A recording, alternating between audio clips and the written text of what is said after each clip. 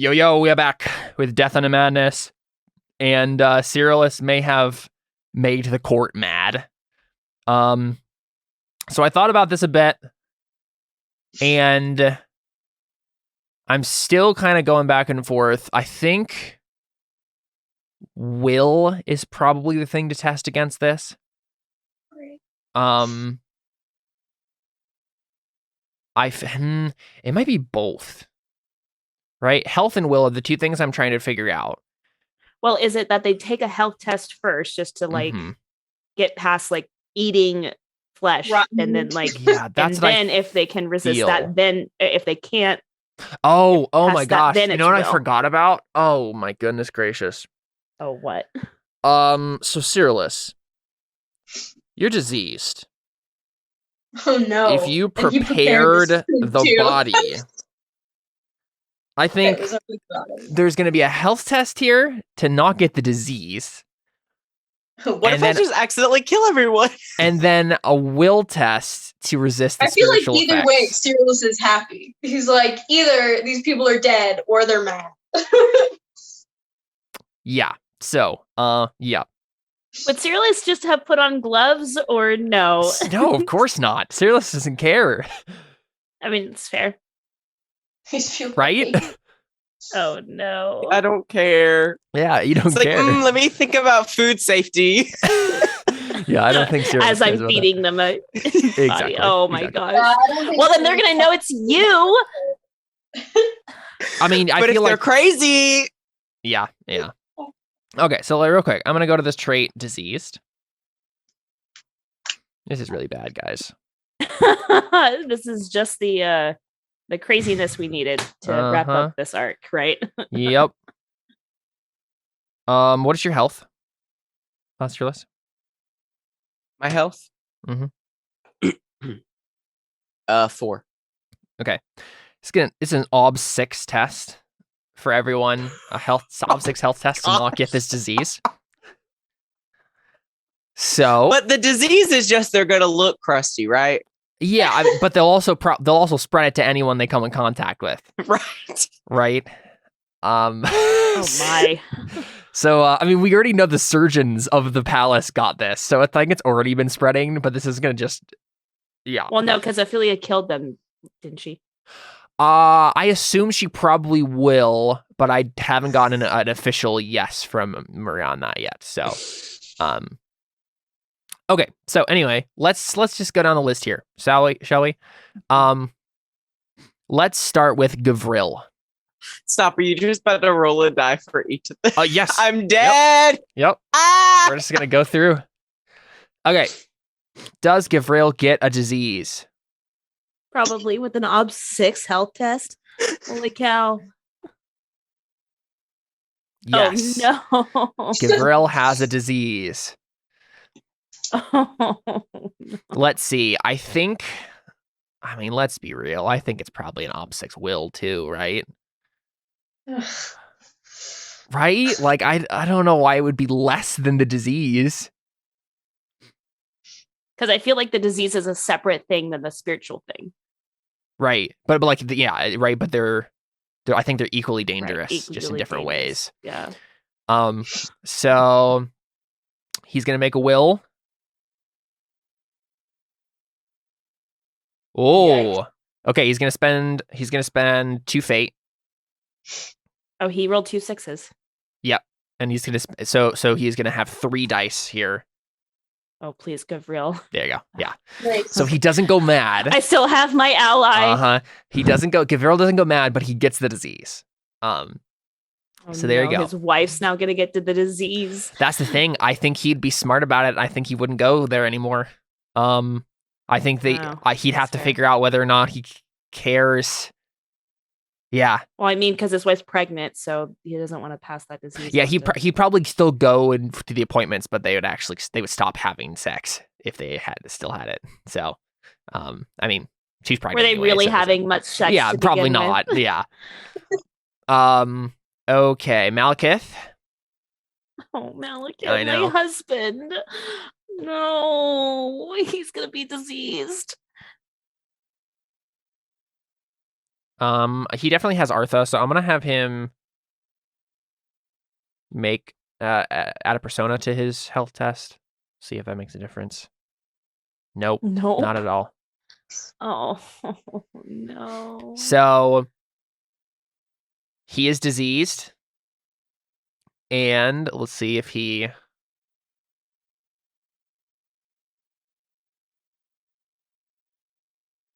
also goes mad. Perfect. No. He rolled 2 6s. Oh yeah, that's true. He has fate. Okay. He'll spend 2 fate. Oh, he Nice. did it. My husband's awesome. Nice. Okay, So yeah. he's mad so far. And you are too, babe. I love you. So yeah, Malekith maintains sanity but gets the disease. Okay. That's okay. We can stop being intimate. It's fine. Althea was already insane, but we'll see if she gets more insane. Oh, that's dang. what happened to me. She has a 2 health. That's awful. So yeah, she gets diseased, which is bad because she's currently pregnant. Ah! So Gonna have a bunch of diseased babies. yeah, this is not good. Disease cult. Or do the babies die? And then now it's like we're even more screwed than we were before. Maybe. And she goes more mad. Fun fact. No one can have kids. Like literally. Yeah. Yeah, so Althea goes even more mad. Let's see. Oh man, Ophelia does not have a good will either, so I'm curious. No, she how does this not. is gonna go. Mm-hmm. Okay. Perrin has the disease. Hey, everybody's getting challenging tests though. Oh wow. And he goes mad. Look at this. All of these tests. I think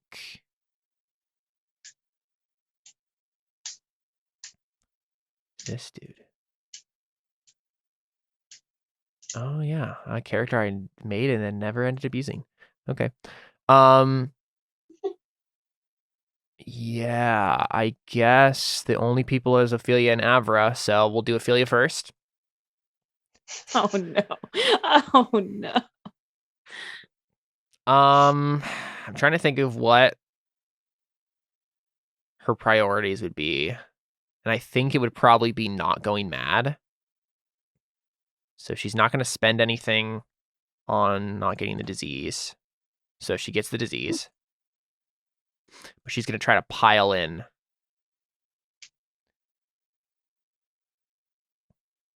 She's already like blind and crippled and stuff, right? Oh, dang.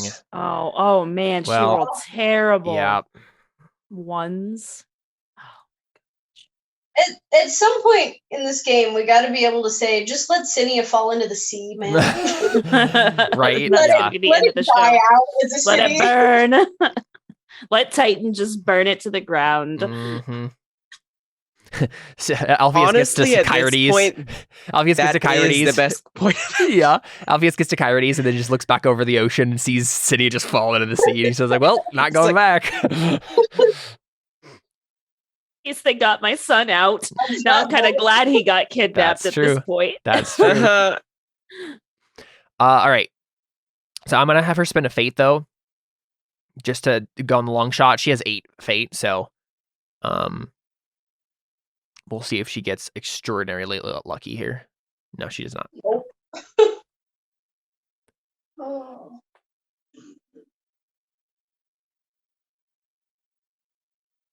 This is going to be awesome because I'm going to add an addendum to the long list of things I just sent Maria today and then say, oh, also, you went mad.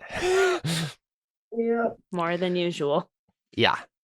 Well, that's the thing. The more that we've kind of figured out the cult of dead gods, their kind of madness is a kind of like weird emptiness and detachedness from everything. This is like a madness of intimacy and ferocity and hatred. Right? That will be very different. It's no one here is going to be creepy anymore, right? It's just going to be violence. Yeah. Okay. Avra.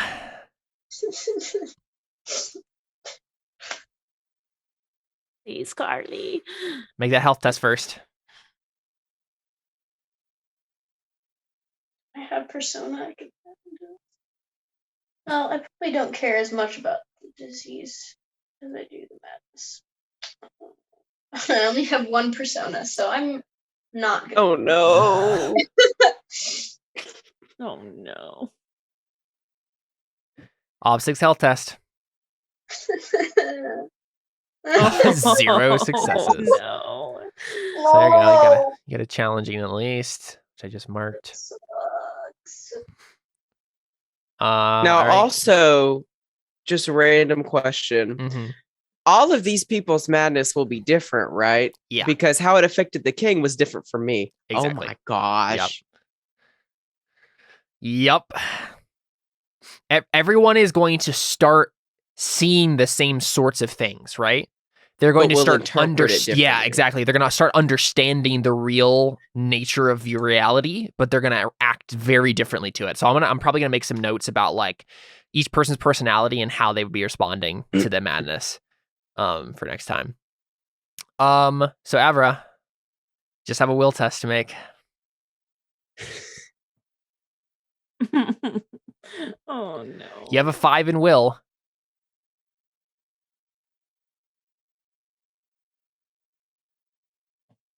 Can I use my one persona point on this roll? Yep. Okay, I'm going to, because I honestly don't know what to do with her character if this she doesn't goes mad. work. Yeah. Right. Yeah. And it's 6, right? It's op 6. Oh no, you rolled 2 6s. You got 2 6s. You can spend 2 fate and reroll 3 dice. I will do that. It's a long shot, but so remaining on 4. Oh my gosh.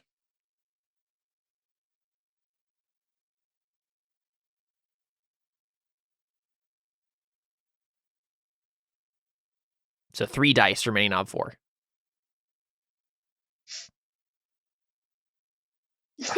No. So bad. No. Yikes. I don't know what to do with her. I just got my sister. I know. Cyrillus has ruined everything. You really, really have, Cyrillus. Oh. Now I feel bad even having suggested this. So. Just let it all burn. Right? Seth feels so terrible. Cyrillus doesn't. Seth feels real bad. Let's talk about this then, I guess, first. Avra, what does this madness look like? We got to workshop this. Probably just like pure spite, I feel like. Like, in what sense? Something in her just snaps and she's like, I'm not going to try to be polite anymore. Right. Kind of a thing. Yeah. Like, yeah. Okay. I mean, this is the beginning of... stop trying to get Keladon's attention and stuff. Like, she's just going to not care about any of that stuff that she actually cared about before. So I feel like this is the beginning of Avra, feminist queen of... No! No! You're not feminist. I'm trying to think of the right word for it. Like, boss girl. Yes, queen girl of boss, Sinia, gaslight, right? Girl gatekeep. Girl boss. The sucky thing is, though, is I don't want to play that character. Like, right. That just not sound fun to me at all. So like, so it could be, so the madness could look like something different. Yeah, I just don't know what else it would look like. Yeah. Does it become like maybe obsession with something? That's the thing. Yeah, Avra, right? The last thing you were doing was like looking into your father's madness. So maybe you just get obsessed. Yeah. Like you're just like obsessed with marrying Caledon. Like come on, like what are we doing? Like, we got to do this. And then like, right. I feel like that would be a better direction for you as the player, like to basically look at all your beliefs and say, she is actually going obsessively crazy about all of them now, even harder. Okay. Right. So it's not that you sound more fun to you. What? Does that sound more fun to you? I don't know. I mean, I genuinely don't know how to play her as insane and hating everything. So it's going to be weird no matter what. I don't know. I mean, I feel like that's probably the better option, is to go obsessed into that, because that also means that Avra will be obsessed even more about looking into her father's madness, which might let you actually figure out what's going on with you. Yeah. Right? And then maybe there's a way to reverse it at that point. That's true. And in theory, yes, like this will eventually go away. You'll probably always be marked by it. Like you'll probably always be a little, like your brain got a crack in it. And whether or not you can seal it again is something that is up to, the future, but there will always be that crack, even if it's sealed, right? The scar is still there. Yeah. But there's definitely the possibility of change, of going back in some way. Yeah. I just wasn't expecting this, so I'm like reeling a little bit myself, trying to figure out what's I wasn't next. Either. I just did it.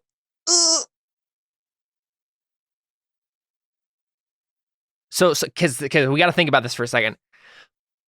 The plan, right, was to Celadon is bringing back mercenaries.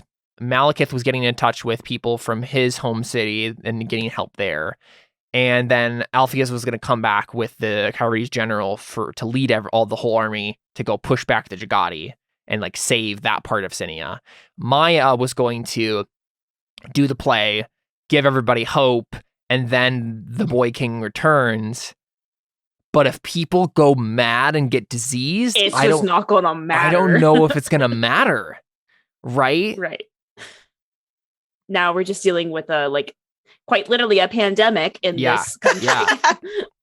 A pandemic. Not the most minor character with the least effect on everything. Changing everything. Yeah. And it's not even just a pandemic of the body too. It's also like a pandemic of insanity. Which, well, I guess that's maybe where we are right now too in real life. But yeah.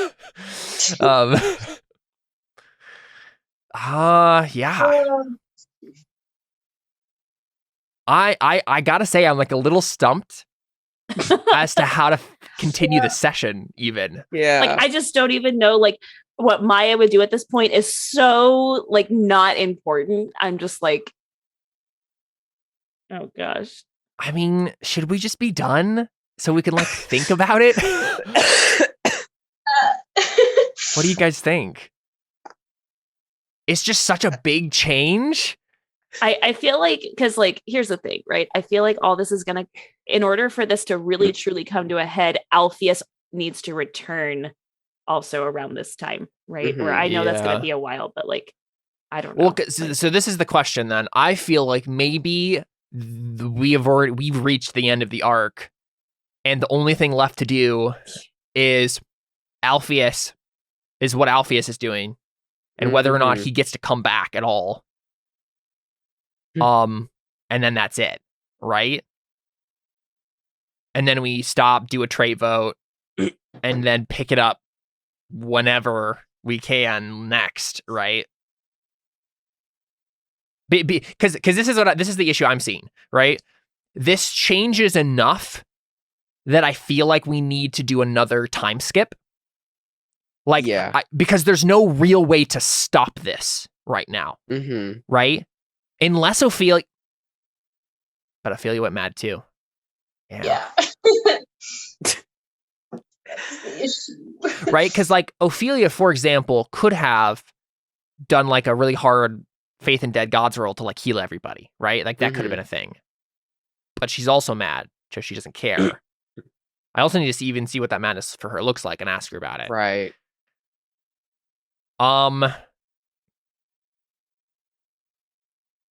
Yeah, but what I'm thinking is like, I feel like there is a time skip here. Yeah, you know what this is? I feel like we're just done. And I think not done, but like done with the arc now.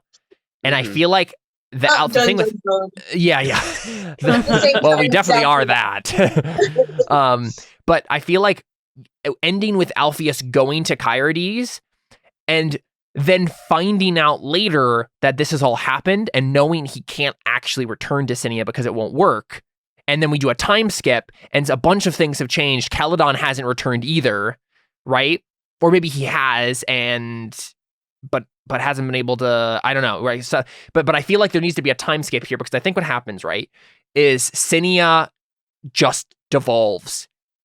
Because I don't think there's any stopping this. I don't think any character in the city right now has the ability to stop this, who's not already mad. And so I feel like the madness reigns, the disease reigns, and things get really, really, really bad before they get any better. And I feel like proverbial season 3, right, of Death and Madness looks like we figure out where the characters are. Maybe they're not even in Sinia anymore, right? And we just figure out like a year has passed, Sinia's dead. And Maya and Malekith went back to Setkis, right? Where he's from. Avra ends up what? I mean, I think Ophelia still rules Sinia until it burns, right? Because I feel like what happens is because Cyrillus got Ophelia, I feel like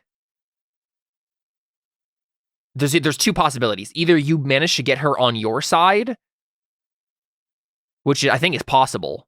So now Cyrillus is really the ruler. Or he's gonna have something similar going on with Cyrillus and his goat demon guy, right? Where that's right. I was thinking that too. That's the issue either that the I'm dead seeing. gods or no gods. So there is a difference between what Cyrillus did, and because he actually has the hatred attribute. None of the rest of you get the hatred attribute. It's not that bad, right? Like because what Cyrillus did, he opened his mind in the special like join the brotherhood ritual, right? That's different from just we want to sow madness because we want everybody to kill each other, and like end the world. Like Cyrillus was given like third eye opening special knowledge in like a different way than everybody else. Everybody else has been cracked, but Cyrillus was cracked in a very intentional way so that he could be a tool. It's almost like how I got the madness trait compared to how I got the hatred trait. Like they all got the mad trait, exactly, right? But they haven't got hatred yet. And so I think maybe what actually happens with Ophelia is she goes mad and just continues the same route she was before, but now she realizes that Cyrillus is against her, and the city devolves into a war between the hatred people and the corruption people, right? And evil devours itself as Sinia burns. Because I mean, I gotta be honest, I feel like Cyrillus in that role, he did what no one else could have done. He brought Sinia to its knees in a way because he literally got the rulers. Like Malekith still has his mind, and Gavril still has his mind. So like I feel like there's definitely a portion of Sinia that can be saved, but probably not in Sinia. Right. Like I think there's going to be a couple of us that are going to flee, right? Yeah. And then like we're going to have to figure out a way to rebuild from the ashes after you guys have destroyed each other. Yeah, right? I feel like that's what it is. And then Alpheus is in Kyrides right now, and he's doing stuff there, and he's been there for a year. So when we pick up next, right? And we'll figure out what he's been doing in the background because he, again, like quite literally looks across the ocean, sees Sinia proverbially going into the sea, and knows he can't return. I mean, he almost knew he couldn't return anyway because Maya hates him and wants to kill him. And Titan could have just let him know that. And they probably have informants that tell them Titan has Kyrides people who've been informing him of everything that's going on in Sinia. But I feel like that's maybe where we leave off for the season because, like, I personally don't want to play out the slow descent into madness that is clearly inevitable and will be nothing but people having to play their characters as going mad. Like, I don't want to have Maya like make a health test every single time as someone with a disease comes near her, right? Like that doesn't like it's just going to slowly devolve. What I want to make sure to do though is I don't want what Maya has done so far in the game to be for nothing. Right. So I think that's going to slowly depend on Alpheus too, right? Because like it depends on whether or not he can escape and get her son back. Because if she can get the son back, then it's like, well, he can return him to them, whether they're in Sinia or not. Yeah, and I think what it's going to look like is Alpheus is going to have to. There's going to be a time skip, and Alpheus hasn't had a real opportunity, or doesn't even know where you guys are anymore, and knows he can't bring him back to Sinia. But maybe he finds out, they went back to Setkiss.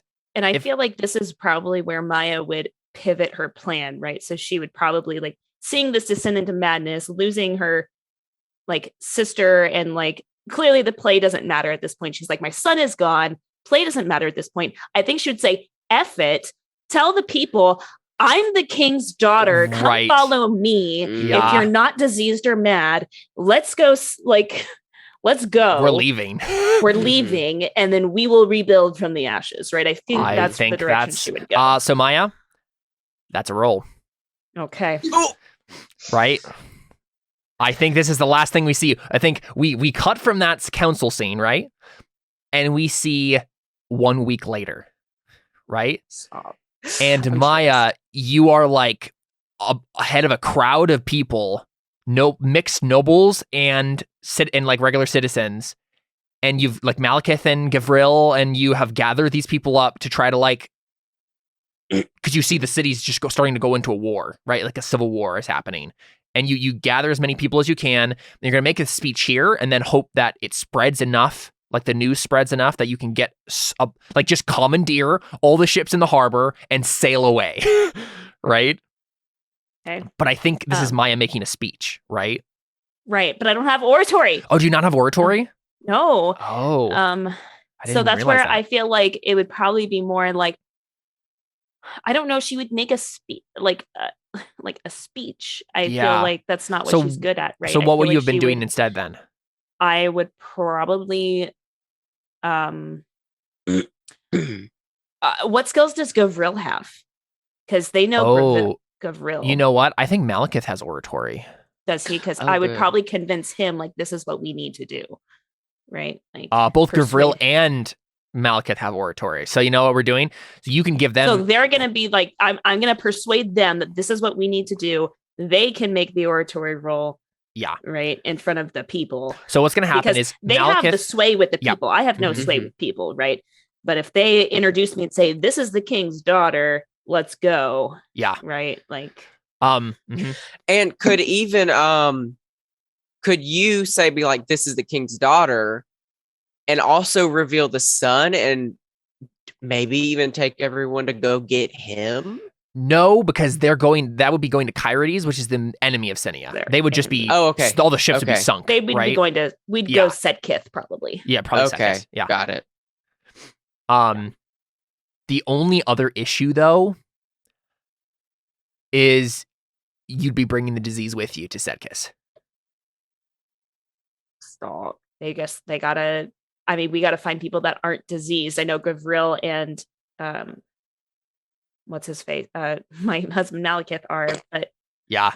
So is this literally going to be like, but I mean, how could you ever quarantine any? Like, you don't have the manpower to do that. I mean, Gavril, there's no way of knowing that there isn't a person with the disease coming on board who could just spread it to everybody. It doesn't just look like it doesn't. It doesn't look. Like I think it is definitely like a skin disease, so it's like pretty obvious, but like. You don't when you get it it's not like you immediately become a leper, right? Like this is a week later, right? But that's what I'm saying. It's a week later, which means who knows who has it and doesn't even know it yet. Probably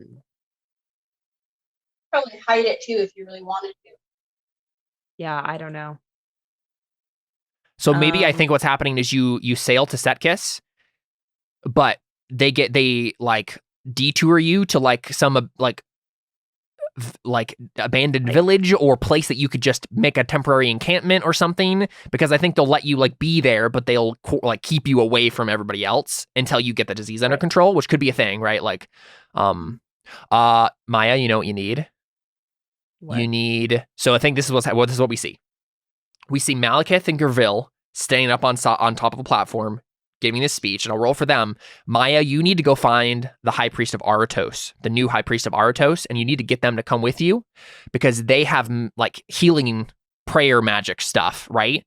And if you got everybody together on the ships and went to where you needed to go, they could then gather the whole priesthood and try to pray over the encampment and like fix the disease. But then you need to get away from this place probably first before you even could that even fix their madness as well? Well, I think we would know who's mad and who's not. Yeah, the madness is a little more obvious, but it might. Yeah. Okay. So I think this is what, because you have persuasion, so you can like just go talk to the high priest and just persuade him, right? So right, because I was like, I probably don't need to persuade Malekith and Gavril. No, you don't. I don't think you need to. No. But I need to persuade the high priest to come with us. Yeah. Okay. Okay, that makes more sense. Okay, well, it's a guy named Calic Patera. Calic Patera. Okay. And so he looks like that. He's wearing like white and gold robes. And I think you see the priests of Aratos like in a prayer service in their temple. And they're praying to Aratos basically like, we know that we failed. We know that we caused all the destruction of the city because of like the ignorance and arrogance of the last high priest. Like, please, like, we don't know what to do. Help us. That sort of stuff, right? Got it. So I'm gonna burning incense and stuff, offering a sacrifice of a goat. So I'm gonna come bursting in. Yeah, singing. No, just kidding. I mean, honestly, gotta do what you gotta do. Okay.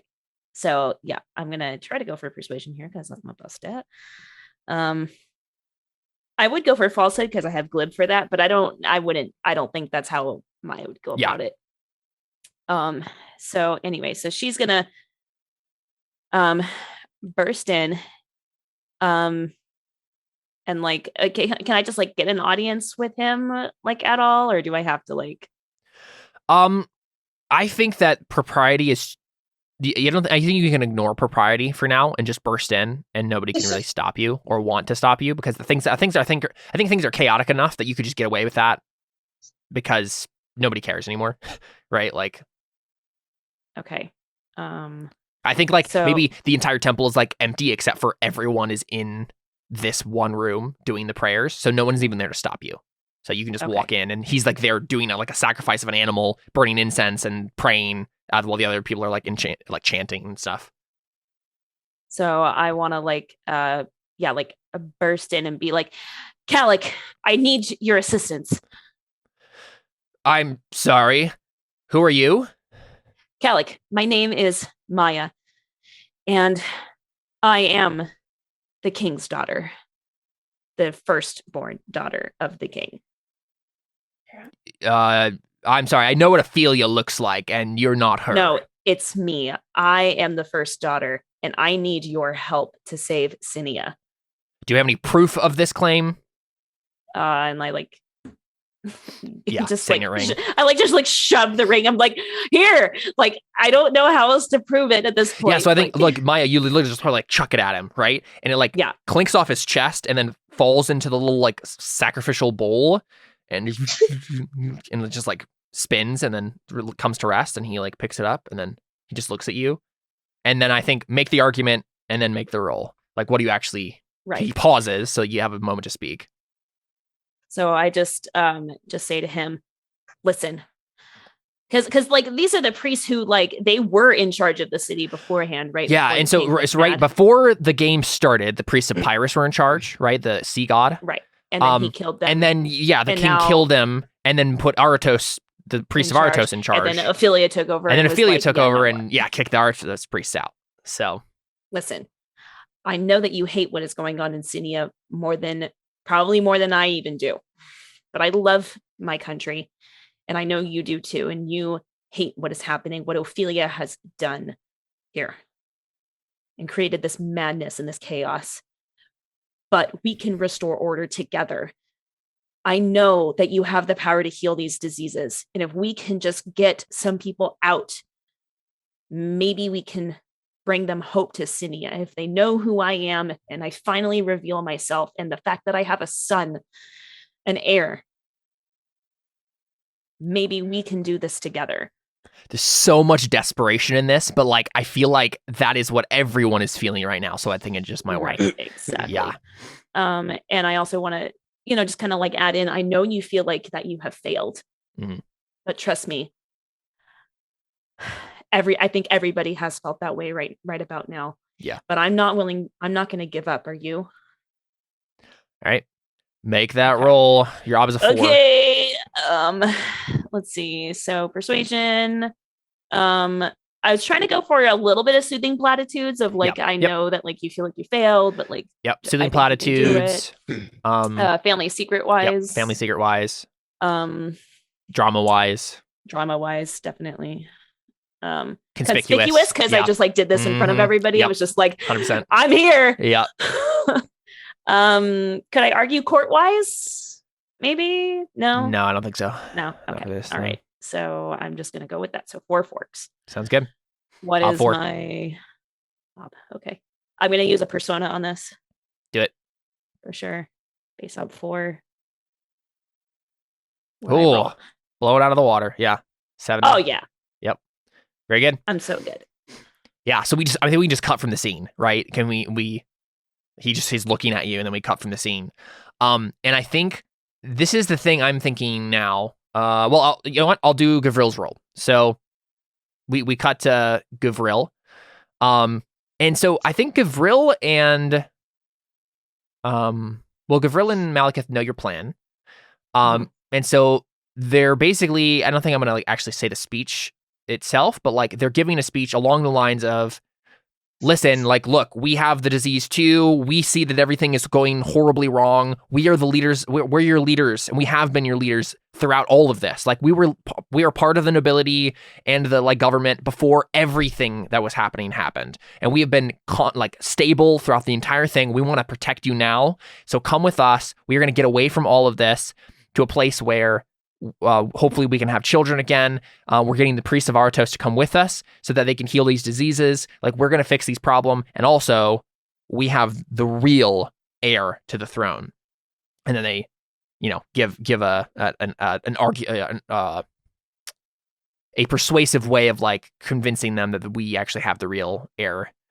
Could I help by forking in like conspicuous or like something like one of my... Well, yeah. Honestly, if you bring the priest of Artos at the climax of their speech and then show yourself as well, right? Right. Yeah, you can add a helping. Drama-wise or any of those things, really. Yep, exactly.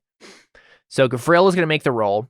He has an oratory 5. He gets 1 from Malekith, 2 from you, 3 from the priest of Artos.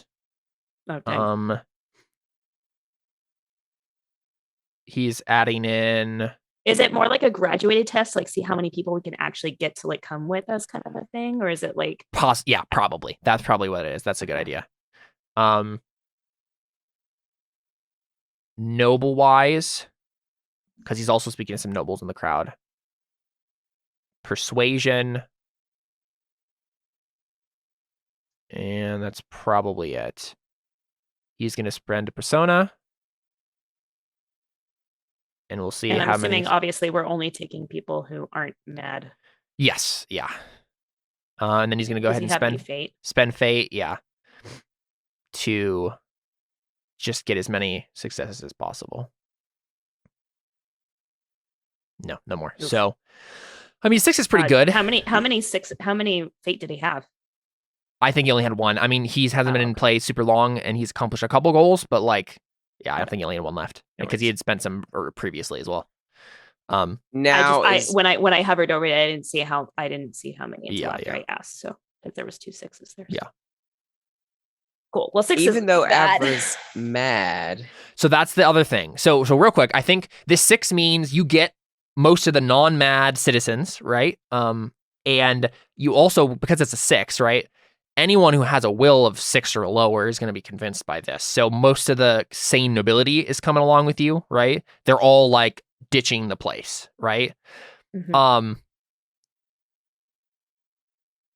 The only thing I'm thinking of besides, yes, Avra, we need to figure out what's happening with Avra, but also I feel like Ophelia / Cyrillus wouldn't want this to happen, right? And if they noticed it, they'd try to stop it. So see, I guess I'll just ask the person who's here. Cyrillus, if you notice this happening, because I mean, it's impossible not to notice it, what would you do? Oh gosh, good question. Will you just start mass slaughter? Like...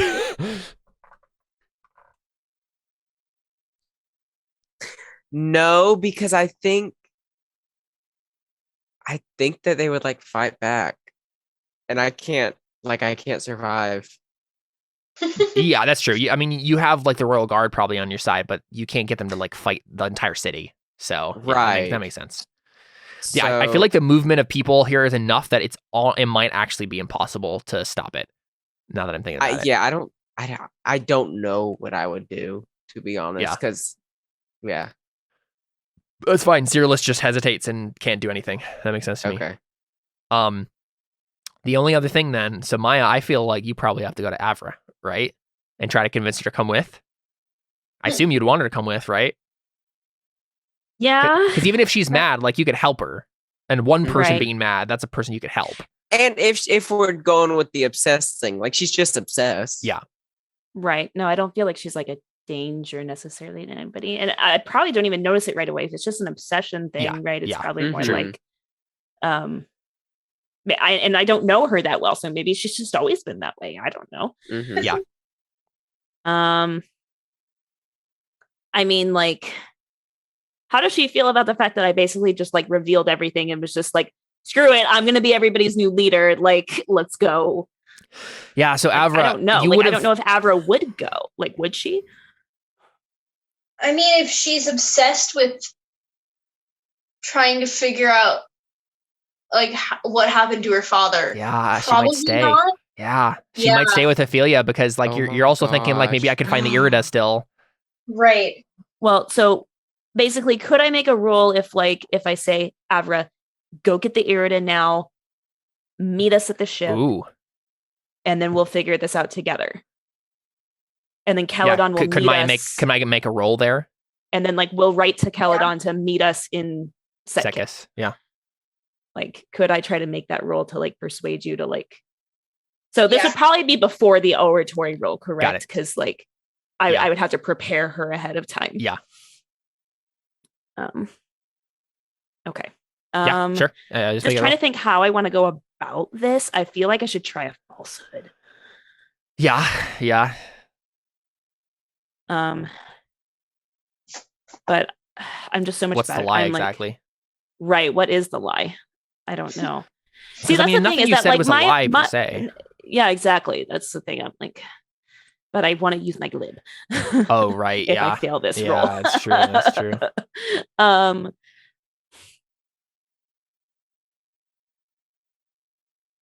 No, I guess she wouldn't lie. She would probably just try to persuade her.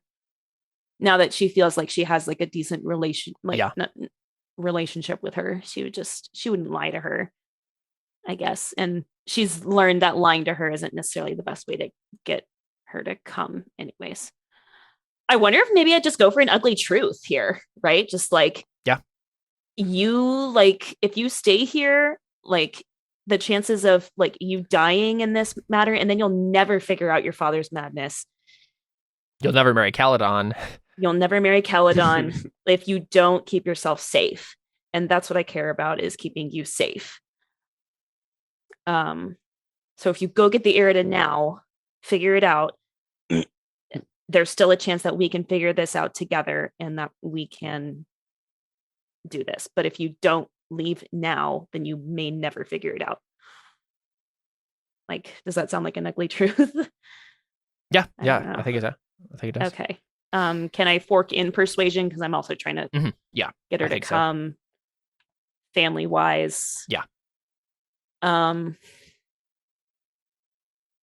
guess that would probably be it, huh? I don't know. I think so. Else really makes sense here. Maybe court wise. I don't. No, I don't think so. No, I don't think it's anything to help with that. All right. That's what I'm trying to figure out. Op 2. Oh, sweet. Okay. Ugly truths are easier. Good. Yeah, I know exactly. That's why I was like, I feel like that's probably what I should go for. Okay. I think I'm gonna save. Sorry, actually, it's gonna be op 3 because you're gonna have an increased op because Avra's mad, right? Okay, that's fair. She's not listening to reason per se right now. That's fair. I have 2 persona. Maybe I should use it probably. Right? Yeah. Okay. I mean, this will probably be the difference between Avra becoming a crazy, like, girl boss leader of Sinia after it burns to the ground. Well, I feel like she wouldn't even have, like, because even with her being mad, she still doesn't magically have that's true. the ability to actually run a kingdom. The difference... So she would just be an obsessed... Exactly. The difference is... her little estate. Yep. Like... This is the difference between Avra having a chance to be a healthy, normal person again, or becoming a creepy recluse who's obsessed with this one answer or question she can never get an answer to. You have to save her. Yeah. Maya, you have to save her. Oh, God. Oh, no. Okay. I'm going to use a fate, but I didn't roll any 6s. Oh, no. It's a 50-50 chance. Oh, my God. This is not good. Oh, no. Oh, no. It's really bad. Good luck. You did it. You're welcome, Carly. Look at Maya just saving Sinia. Yeah, literally. Yeah. So the only thing left then is Avra. I guess you go to get the Irida. Yeah. Yeah, that'd be the last thing. So this is the last thing we see, right? This is the last scene. Irida. Is this something that happened when I wasn't here? It may have. Yeah. So the Irida is like the book of prophecy. Yeah, the book of prophecy that the prophet king has used to rule Sinia for forever now. Well, I guess there's 3 books. It's apparently Ophelia has it. Okay. And Maya wants it because Gavril wanted her to get it. Avra wants it because it might help her find out why her father went mad. Okay. Ophelia supposedly has it. So I think what we see she has is access to it. She has the key to it. But Avra, you go to probably the royal garden, right? You see Ophelia doing her classic lotus meditation pose. She's blind. She has her like red streaks down her face, right? But I think Zoe is there with her, the royal gardener, and she's whispering something into her ear, leaning down, this like old woman. And Ophelia's just like nodding. And then Zoe they're both blind, so they don't really look at you, but they both like obviously notice that you've arrived, right? And Zoe stops talking, straightens, right? And then Ophelia just kind of like looks towards in the general direction you are, but not like at you, obviously. And then just says, "My dear sister Avra, what do you want? It's been a while since you visited me."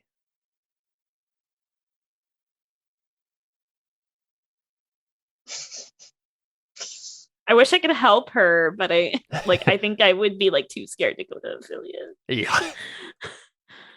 I don't even know. Like,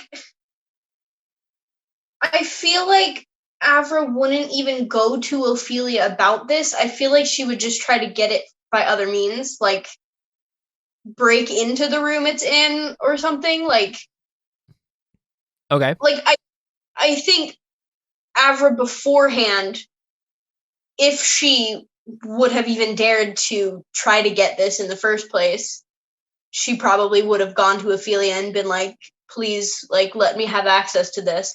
But I think now she's so obsessed at this point that she's just like, I don't need to go through another person to get this. Like, okay, sure, yeah. So, I mean, I should have it anyways. I'm the king's daughter. Like, right. So as far as you know, though, Avra, again, you don't know for sure, but the information that you are going off of is basically that it's in this high tower in the palace.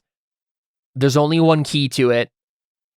Ophelia probably has it around her neck, though you've never really seen her with it, so you're not sure, right? But supposedly she has the key.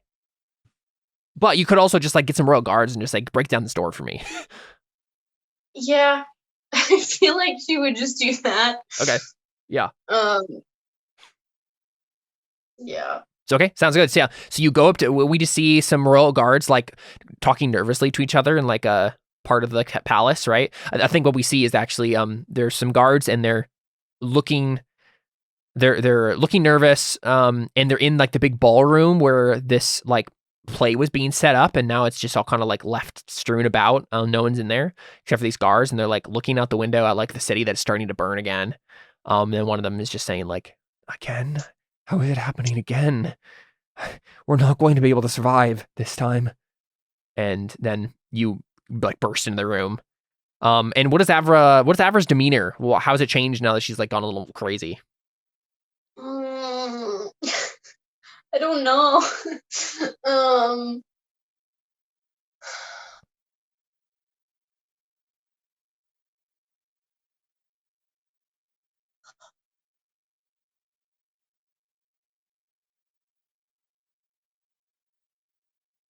I don't know. I guess she just abandons all politeness and just starts commanding people. Like, yeah.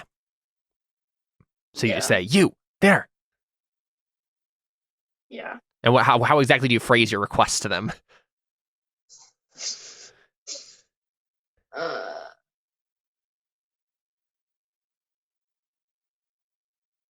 don't know.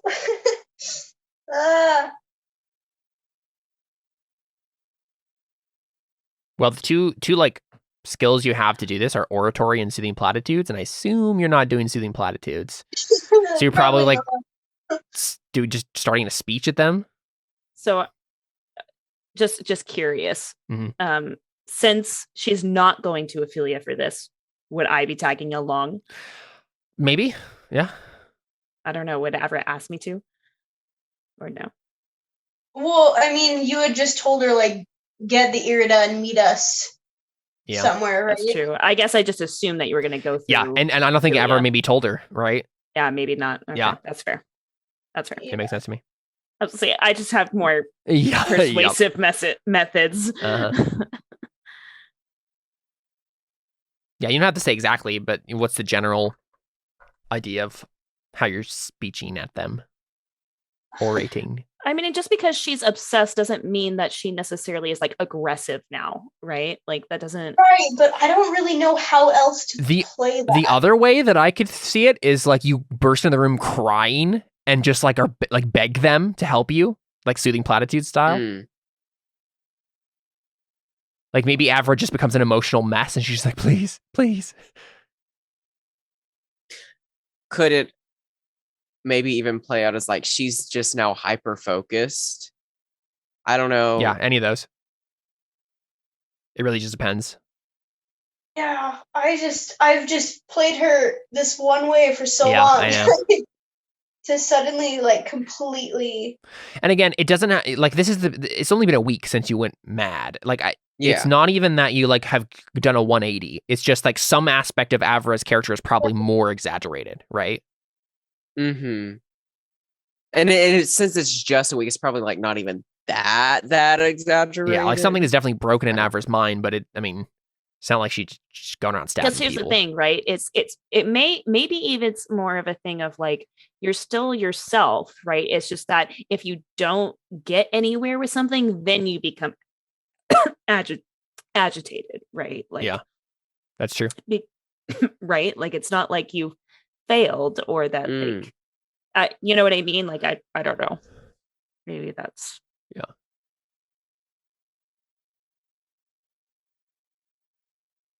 What are you thinking, babe? Yeah.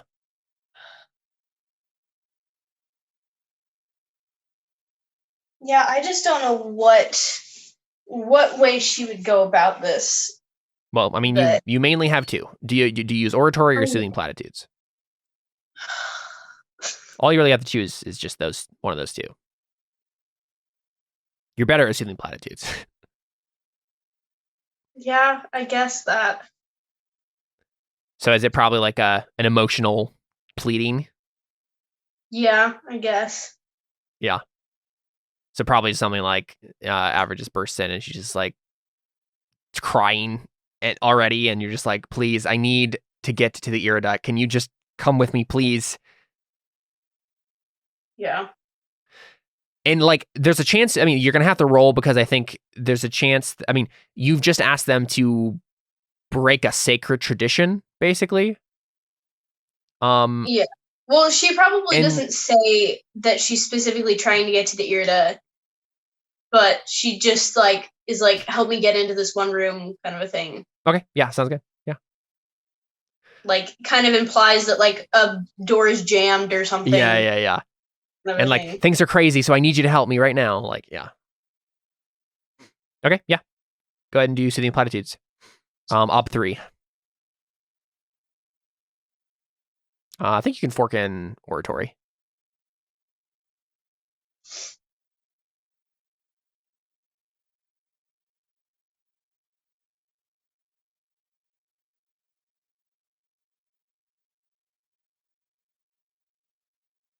Oh my gosh.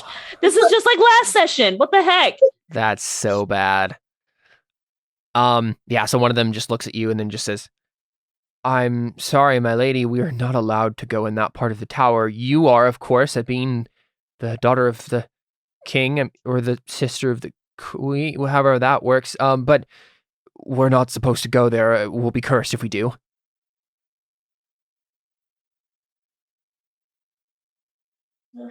Okay.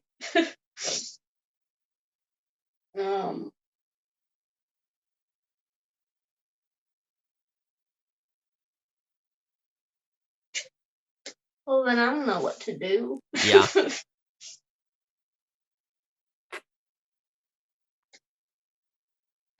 You could do an untrained ugly truth roll. That might be easier. Yeah, I think it would only be an ob 1, which would double to 2. Because basically you could say something like, listen, so curses, you know about curses? What's going to happen if you refuse a direct order from the sister? Yeah, the sister of the queen. Right. Like, curses are going to be the least thing you should Have worry you seen about. what's been going on? Really? Yeah. That's the, least of your concerns. Exactly. Yes, so let's add ugly truth into being learned. I taught her that. Look at that. Yeah. So yeah, go ahead and do that and then put the ob as 1.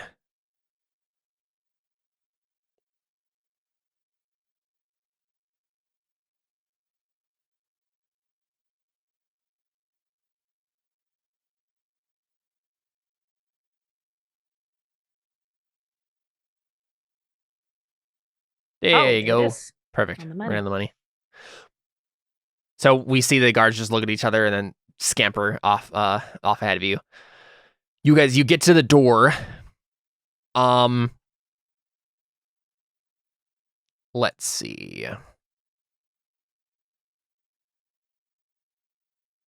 And we'll roll for them to try to beat down the door.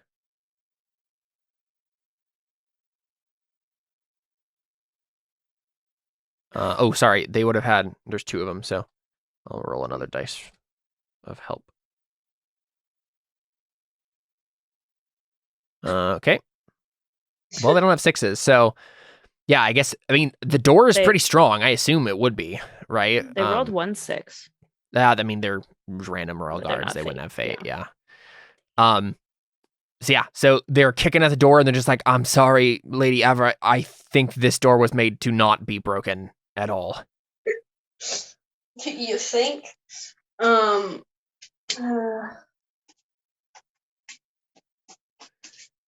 Yeah, what would you do? Would you go to Ophelia at that point, or? No, I don't think she would. Yeah. I mean, in Avra's obsessed mind, like this thing beyond the door is like the only thing that can like give you the answer. Oh, you see, Avra? This is what you see. So you look at this, and they've like, kicked down the door several times, and then you realize like there's something on the door. There's a series of banners. It looks like. And when you notice it when they've been kicking at the door, it's actually moved this like kind of circular, almost like puzzle kind of configuration on the door. With all these various banners. And throughout the ages, the various like prophet kings of Sinia, there has been an unbroken line, but various prophet kings have decided like this is a new quote unquote dynasty, or like quote unquote branch family or something. Like I'm not sure the exact word for these sorts of things, but there's been like different eras of the prophet king's family that have each had their own, like they've changed the flag, they've changed the heraldry. But you see, Avra, this is literally like a puzzle door, and if you know the right order, you're guessing it's probably like in chronological order, put the banners there. Then you have the skill for this. Yeah, so I'm making a heraldry roll I think so, yeah.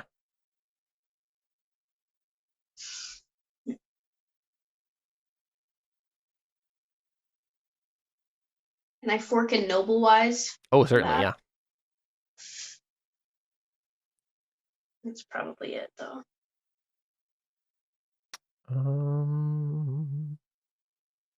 Probably etiquette.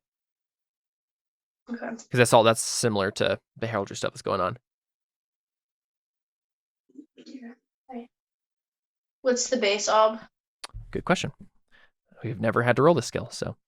Haven't I rolled it once so far? Yes, you've rolled it once. That's true. Heraldry. I think it's going to be an Ob 3. Dang. No 6s, but you have fate. 50-50. Yeah. Okay.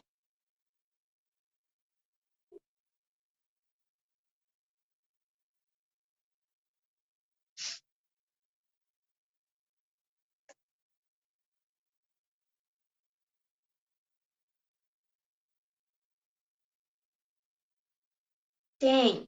Yikes. Ugh. Sad day. This sucks. It really does.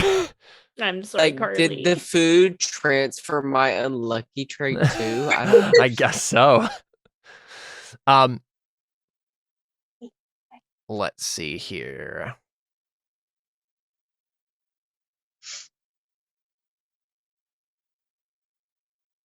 Oh, you could have forked doctrine into that. That's it's literally for the prophet kings of Sinia. I'll give you one more dice, so you can do the fate.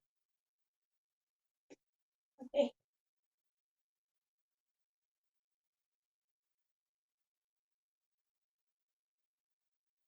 Oof. Nice. So, I think what it is you realize like the chronological thing would be the easy one, and probably almost like any noble probably would be able to get that. You realize after you try that and it doesn't work, you try a couple other combinations and you realize there's like one particular order of heraldry that's present in one of the like outer wings of the palace. It's the only place that has this. And I think it's near where your room used to be, and you remember passing it every day. And you'd always wondered like what's the actual like purpose for like the order of these? Like it's not chronological, it's not even by importance really. But I think eventually you figured out but I think like you realize there was really no reason for it except for apparently this exact door. Like it's the only place where this exact order of the heraldry is present ever, and it just happened to be like one you saw every day leaving your room back when you were like a teenager, right? And it's there as basically the clue for this door. So in case there's a prophet king who's stupid and doesn't remember how to get into their own door, yeah, they can go to that wing. So however, the door clicks open, and you see a collection. It probably actually isn't. Yeah, I think there are books, but they're like probably the only books that exist in. Books don't really exist in a setting except for very rare books like these. Mostly it's like scrolls and stuff. Because just the way the materials have to be put together, it's not as easy. But yeah, there are 3 books side by side on like a pedestal in the middle of this room. It's dark. There is a blackout curtain on the one window in the tower. But it's there is some light still coming through. Because it's been pushed aside ever so slightly, so it's just like a little shaft of light, in the room. Do you just go in and scoop them up? Yeah. Okay. Yeah. I'm trying to think. I feel like there'd be something else important in this room.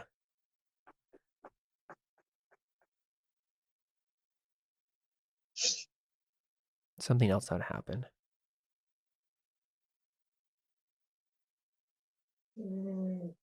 Mm-hmm.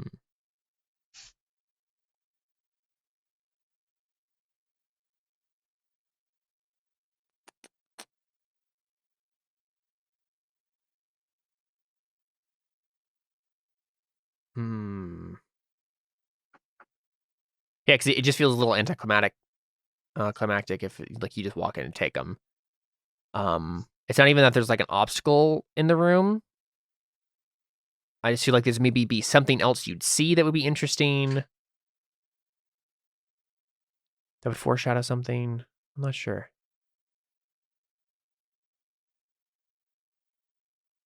Well, okay. I don't think there's anything inside. You grab up the books. There's probably like other stuff in here, but like none of it catches your eye. And then you turn, and you go out of the room, and Ophelia is standing there. Of course. The guards are looking terrified, right? They're like, "I'm sorry, we're so sorry, Ophelia." And I think honestly, Ophelia just like is probably just gonna kill him.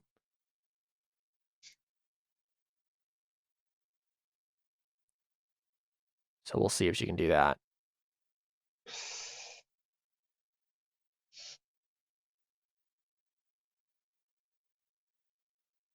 Oh my goodness gracious. She got a 1. The obstacle was 0? Well, I was going to do that and then do the Royal Guards obstacle. So they're not really going to fight back except to just keep her at bay. Right? They just don't want her to kill them. And they do that. So she probably what she does is she produces 2 knives and throws them at them, and they manage to just like dodge out of the way, and then they just run away, right? They just run down the stairs and just leave you alone. And Ophelia just looks at you, or looks towards you, I guess, right? Because again, she's blind. And she just says, "What are you doing, sister? Are you leaving me?"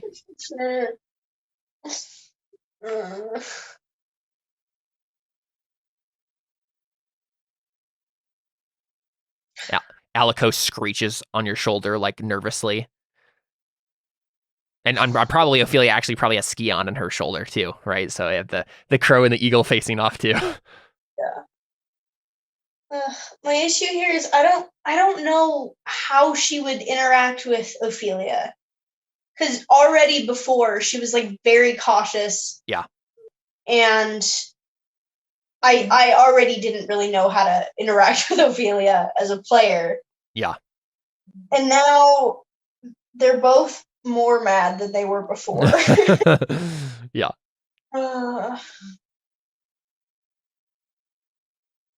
Because, like, I don't know if she would, like, if she would be defiant or if she would just try to be, like, act innocent or what. Mm-hmm. Well, that you think you're good at oratory and soothing platitudes, so you could try to, angle it that way, but it might not make sense to.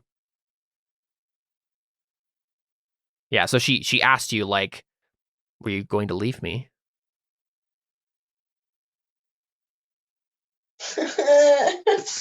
After everything I did for you, all of this was for you, Avra.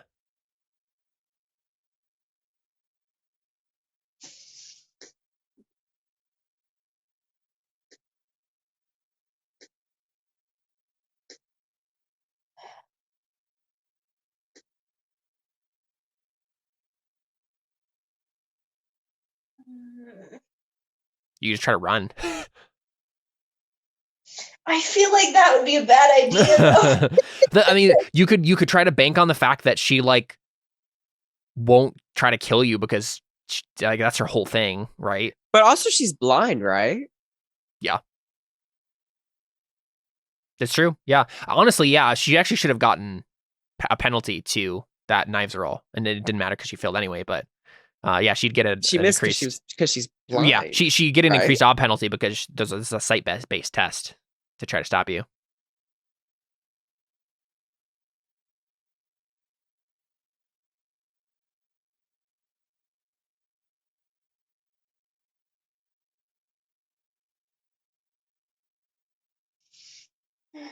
How big are these books? Rather big. I mean, you can carry all of them, but it's a little hefty. Okay, could Alikos carry them? I think they might be bundled together as like all tied together in one bundle. So right. Yes, I think so. At least enough to like get down the stairs, right? He could just like glide, and it would be very heavy, so he couldn't like probably go up with them, but he could probably glide down the staircase with them. Right. So I think she, as silently as she can, hands the books over to Alikos, and using birdie talk, tells him, like, not to go past Ophelia because that could end badly. But you said there's one window in the room, right? Yeah. Uh-huh. Yeah. So she'd probably be like, go out the window and get down to like whatever ship we're supposed to like get to or whatever. Okay. That sounds like a falconry roll to me. Yeah.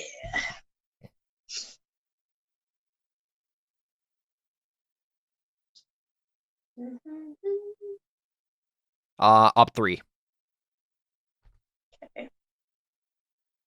I'm assuming I can fork in animal husbandry. Animal husbandry is more about the taking care of the animal, so I don't think in the actual moment it's helpful here.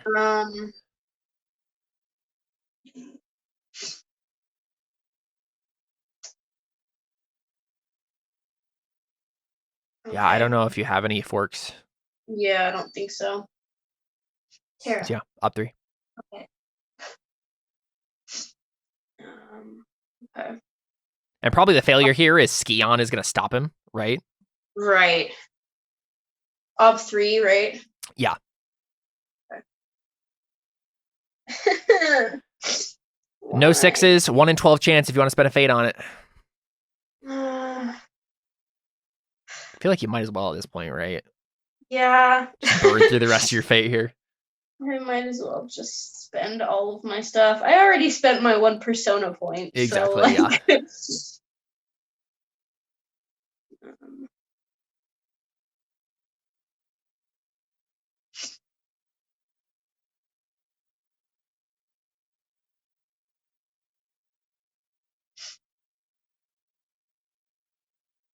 Yeah, no. So what we see is, she even got the 6. You even and then, rolled a 6. Yep.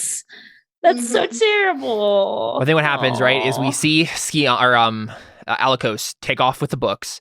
The issue is Skion heard that in birdie talk, right, and he can see. So he just immediately flaps over, grabs Alikos by the talons into the back and just drags him to the ground, right? And it just starts like tearing into him a little bit. He doesn't like, he's not like dying right away or whatever, but like he's like Skion is like tearing into him and like to get him to like be wounded enough so he'll stop. And Ophelia just says, I think you have underestimated me and the things that serve me, Avra. She grabs out a knife. I once loved you so much it hurt. You were all that I thought about. But there's someone else in my life, Avra, someone else who's spoken to me recently. My darling baby boy. I heard him again. In my mind. And now, you are an obsession, a love of the past. And she takes a step forward. And I don't think there's room in my heart for both of you, especially now that you've punctured a hole in mine. And she is going to try to kill you. What would you do in the moment?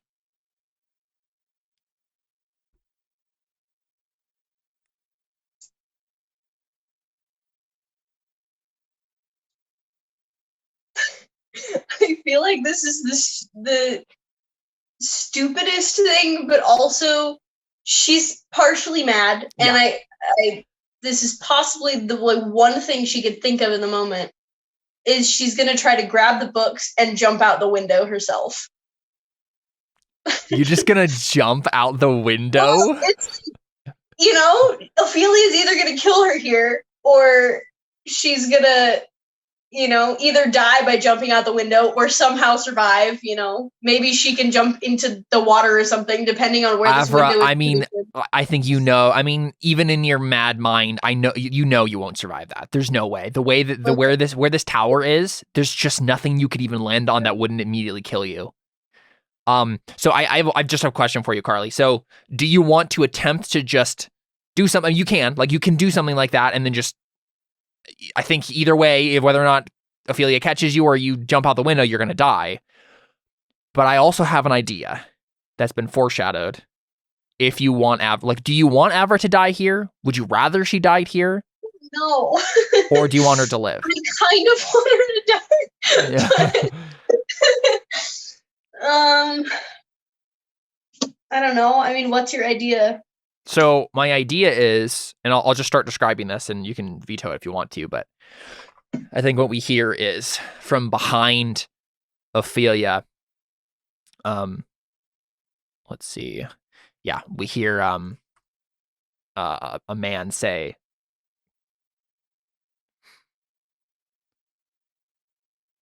what would be the line here?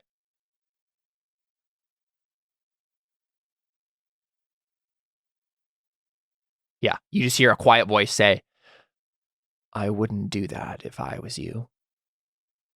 And Ophelia kind of half looks back, right? Because she can't actually see anything, but she can pivot her ear towards whoever it is. And you see over her shoulder, Avra, a man in a robe, right? Like the normal robes that like a nobleman would be wearing. And he seems vaguely familiar. Is it red? It's not red, no. It's actually blue. It's like a navy blue. But this man, like Ophelia, just like hisses under her breath, like, you should stay out of this, whoever you are. And the man says, I came to Sinia to right some wrongs, and I didn't realize how wrong things were going to get. Ophelia, I'm not going to kill you, but this might hurt a little bit. And then we see, let's see. I'm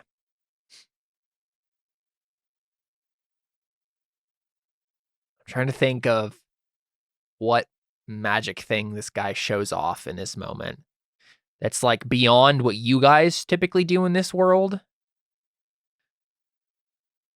Yeah, okay, so I think he suddenly has like a gleaming silver blade in his hand. Like it just kind of manifests in his hand. And you can see he's like wearing a glove, like a blue glove. It looks like a kind of like a falconry glove almost. But obviously like it's slightly different. And the guy just has a sword in his hand and he just says, Avra, I would run if I was you. I'll hold her off for a little bit. It shouldn't be too difficult. And then he looks you straight in the eye and he just says, read those books. Find the answer. And when you do, I'll be there to help you make the rest of the leap. And then he just like charges Ophelia. And I think it doesn't even really matter like rolling there because knowing who I know who that guy is, and there's no way that he could fail on what he's about to try to do, even though Ophelia is pretty awesome. He's not trying to kill Ophelia. If he was, he'd have to like do some stuff, but he's literally just trying to fend her off just long enough for you to just escape. So I think we literally just see Avra at the bottom of the staircase in this tower, just like breathing heavily. Alikos is still up there. Skion had him, and I don't think you could have done anything about that. But Avra at least has escaped. What do we see on Avra's face?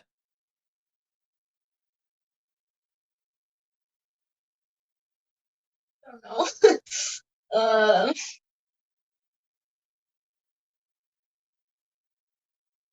I mean, I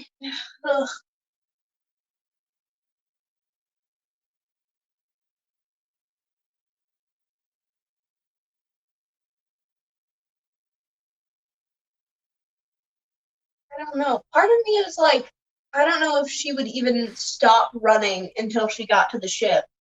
But yeah. The other part of me is like, but Alikos is still there. And I don't know if that would be a priority though, if she has the books at this point. Yeah. Yeah. So she probably just keeps running until she gets to the ship. Yeah. I just made a roll for Skion and Alikos to see if he could escape, and he could not. So yeah, I think Avra, we just see her run. Like she pauses just momentarily at the bottom of the stairs, like in that tower. And just like you can just see like tears in her eyes as she like knows that she's leaving Alikos behind, and then she just keeps running. And I think all we see is we cut back and we see the corridor at the top of the stairs, right? And we see the whole corridor is just messed up. Like it looks like there are like slashes through the stone itself. And just like intense amount of damage in the corridor. But we just see Ophelia just like kind of like lying on, like sitting on the ground, almost like in the fetal position, like rocking back and forth, just like there. And then we see Skion in the other room, just like peck one more time into Alikos's eye. We don't actually, I think, see the gruesome part of it, but like we see that from like a silhouetted kind of point of view. And Alikos just cries out once and then just dies. And then Skion hops over to Ophelia and has like blood on his beak. And Ophelia, I think, just like, it's like breathing really heavily. And then she just says,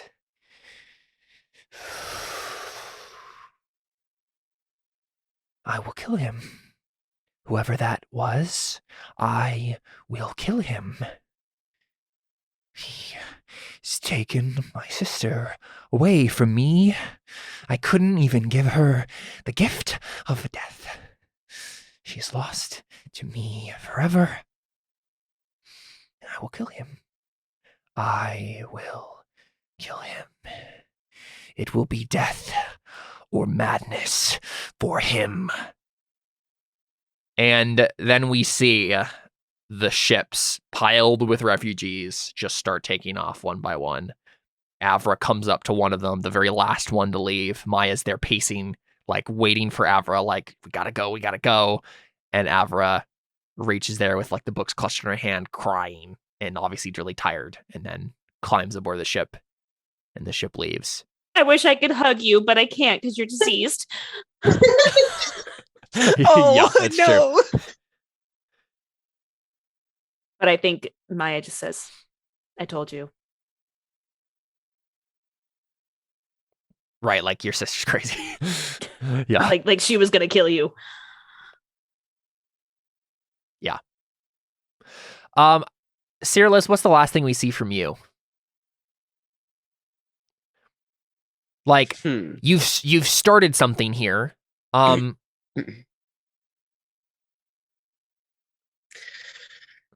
do you think?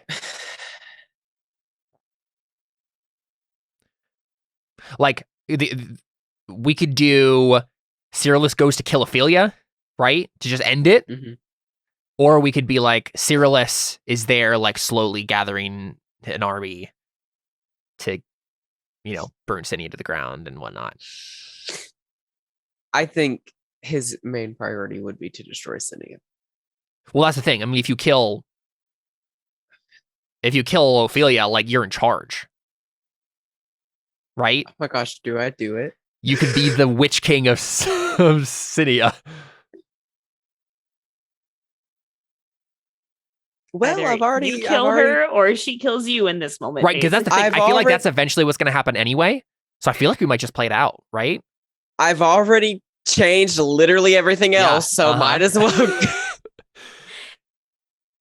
Because either way, I feel like Cyrillus is done as a character. I don't know. Do you know what I mean? Like, I feel like he is going to just go off the deep end. And because of how split up the characters are, I feel like maybe like you make a new character or whatever, right? Like that's more centered on what's happening. And Cyrillus becomes like villain if he survives. Sounds good to me. Yeah, as long as you're okay with that. I just think like Cyrillus is going like, so he is because I really don't know what pressing on the gas as quick as he can. He's gotten to like 120 miles per hour and he is not slowing down. And there's a wall in front of him, and one or both of them is going to be destroyed, right? Like, okay, so I think what we see is Ophelia, is like walking down while she gets down from the tower and is like goes to the royal guard, and then she just says, like, she gathers some of the royal guard together and they're like talking to each other, but she like hisses at them like, go stop my sister from leaving Sinia. And they just like look at her and they don't do anything. And then you step out from like the door nearby, because you've just like already talked to the royal guard and you're like, listen, this is the plan. We're going to just destroy the city and we're going to kill Ophelia and we're going to rule everything. And so the royal guard was like, we're not doing anything because we're waiting for our man. And Cyrillus steps out from behind like some other, like a nearby door. And now you're facing each other. This probably more accurately explains why we're able to actually get out in the first place. I think so, right? Yeah, it does. So what do? Do you immediately attack? Do you say something to her? Do you wait for her to say something to you?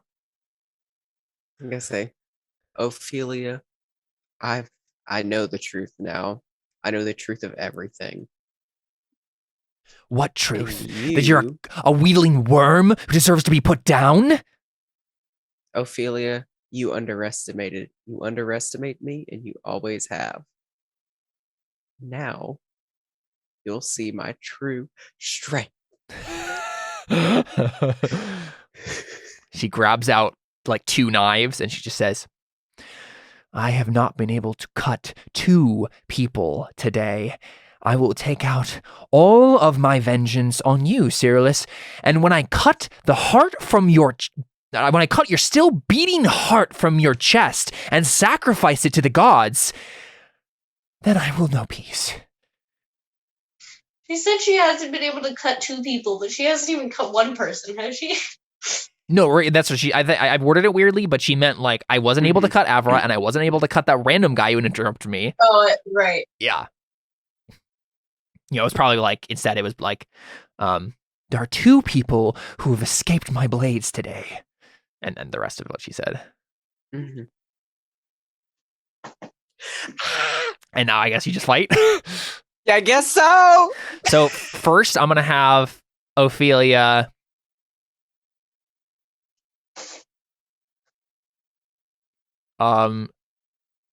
Pray to the gods, quick.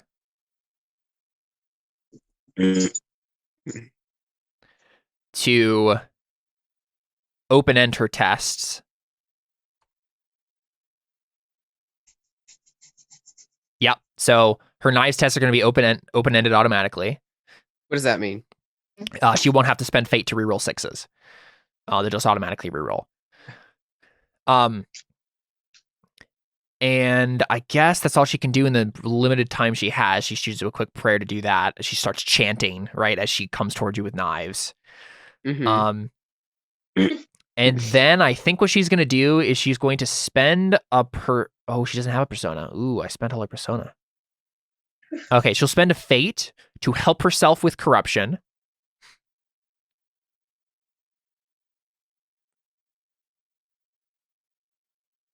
And so this is her roll. Wait, I gotta open it first. Here we go. Yeah.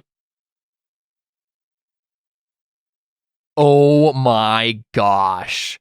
That was so bad. Ophelia's gone irreparably insane and she's gonna die tonight. She got a 1. All right, Cyrillus, take her out. Okay, what do I do? Spear? Yeah, spear. Okay. You can fork brawling, I assume.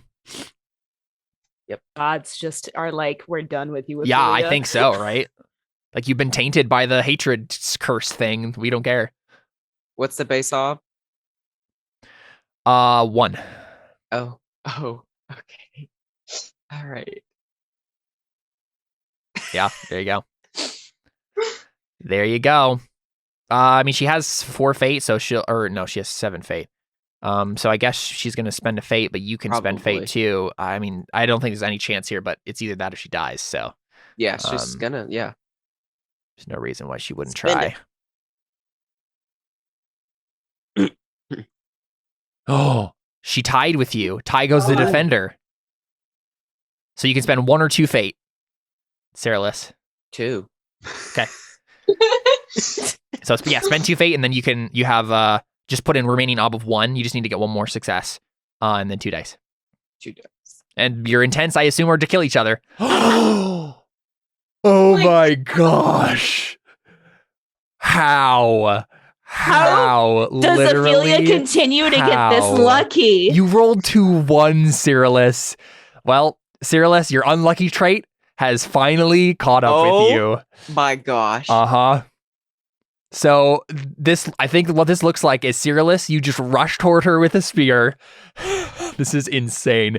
You rush toward her with a spear, and she just sidesteps it. And I think Cyrillus is just like, Ophelia is mad, but she was already mad. Mm-hmm. And she's not to the point that you are yet. Like, you're just enraged and hate-filled, right? Yeah. But I think she literally just sidesteps you and then just takes a knife and slams it in your throat, right? Oh.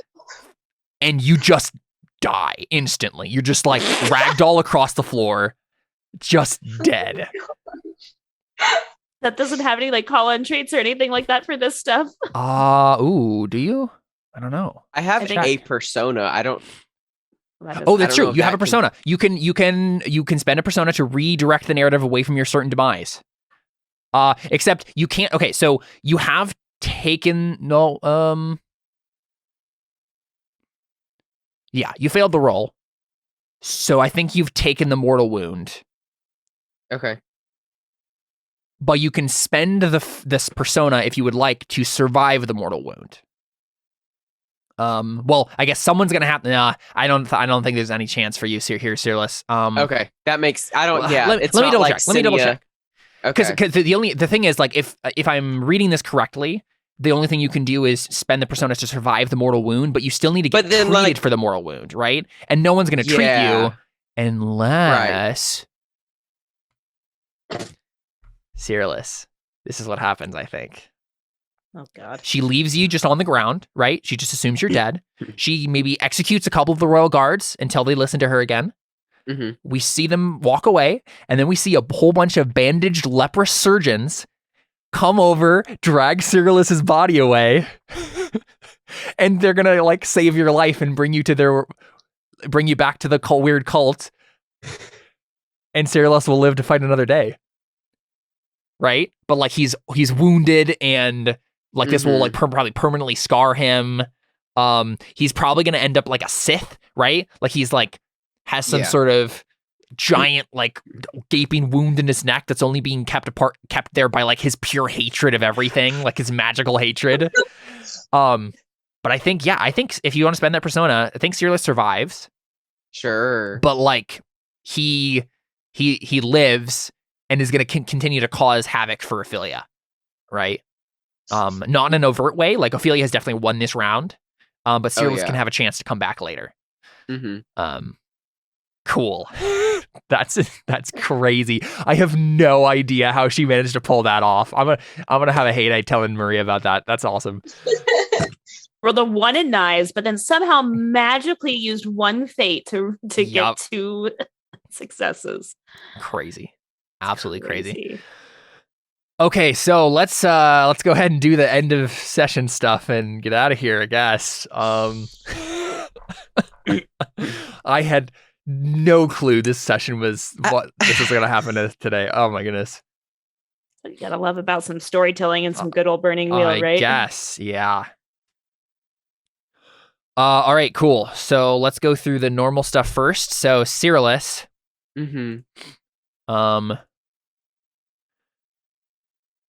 You got the residents of the palace to feed on new flesh. Persona point for you, my friend. Love that. You dealt with your djinn. Persona point. And your third belief ended up being null and void, so nothing there. Yeah. Always be armed. Didn't really like give you fate either way. I'll give you a fate point for if someone irritates me, then I take a drink of my flask for that fun moment with the, instant madness while facing off with the djinn. Fate point for veneer of obedience, because I mean that's the whole thing with Ophelia, right? Like that was what made that confrontation actually happen more than anything. Oh wow. Fate point for mad. I mean, let's be real. Fate point for unlucky. Yeah. Fate point for diseased. Right? Yeah. So, however many fate points that is, I don't know. But, cool. Maya. Sorry that your play never got to happen. It's fine. My bad. This is way more interesting than my dumb play anyways at this point. It wouldn't be Death Unto Madness without perfectly reasonable plans to save the world being caught just being totally destroyed by Death and Madness, you know? Yeah. What it is. I think only I think, do I get a persona for my first belief? I'll do whatever it takes. I made my position known to the kingdom known. Yep, persona there. Like, screw it, whatever. Let's just go. Get some people out. Yeah, I mean, you were. I don't think Elpheus is ever welcome back in Sinia, but you didn't do it, so. There's for a very, very different reason. Yeah, exactly. Right. That's my point. Yeah. I'm basically gonna have to change like pretty much all my beliefs. Exactly. Yeah. Which is fine. I'm fine with you having done your other belief for this slot instead of the play one. I will help him keep Sinia afloat because that's basically what you did, right? Oh, okay. So persona point there, I think, right? Because you actually did it. Like without you, Sinia would have died. Okay. So cool. So 2 persona. Yeah, I think that might be it though.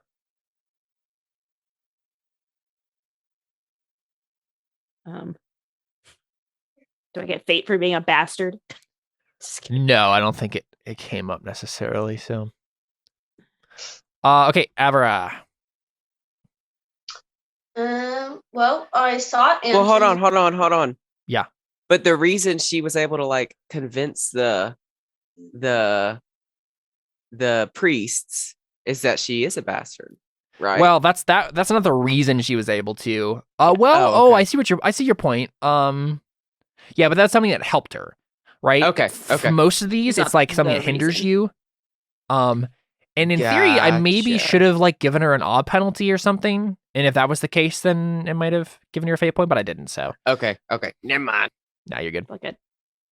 I got my persona back. So.